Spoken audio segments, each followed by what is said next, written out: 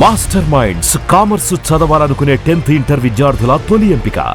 Programme చూసుకుంటే కొంతమంది start అవుతారు, మధ్యలోనే ఏదో ఒక కారణాల వల్ల కొంచెం డౌన్ అయినా లేకుంటే కొంచెం వేరే ఏదైనా ఫీల్ అయినా ఇంకా చాలా అనిపించినా మీరు ఎలా వాళ్ళని మెంటల్లీ మళ్ళీ ప్రిపేర్ చేస్తారు? డెఫినెట్గా అండి. ముందు మనం అర్థం చేసుకోవాల్సింది, క్లాస్లో ఒక 50 మంది 60 మంది ఉన్నారనుకోండి. సో అందరూ ఒకేలా ఉండరు. కొంతమంది ఓవర్ అంబిషియస్గా ఉంటారు, లేదా బాగా ప్రాపర్ కమిట్మెంట్తో ఎక్కువ టైం రెగరస్గా కష్టపడే వాళ్ళు ఉంటారు, యావరేజ్గా కష్టపడే వాళ్ళు ఉంటారు. జస్ట్ మెల్లమెల్లగా చదువుతాను, నేను ఎక్కువ టైం చదవలేను, సో మెల్లమెల్లగా చేసుకుంటూ ఉంటాను, ఇలా అన్ని రకాల పిల్లలు క్లాస్లో ఉంటారు. సో ఇక్కడ గ్రాడ్యుయేషన్ ప్రోగ్రాంలో ఈ 3 ఇయర్స్ ప్రాపర్గా టైం యూటిలైజ్ చేసుకున్న వాళ్ళు బయటికి రాగానే వాళ్ళ వార్ అనేది స్టార్ట్ అయిపోద్ది, ఎర్లీగా సక్సెస్ అయిపోతారు.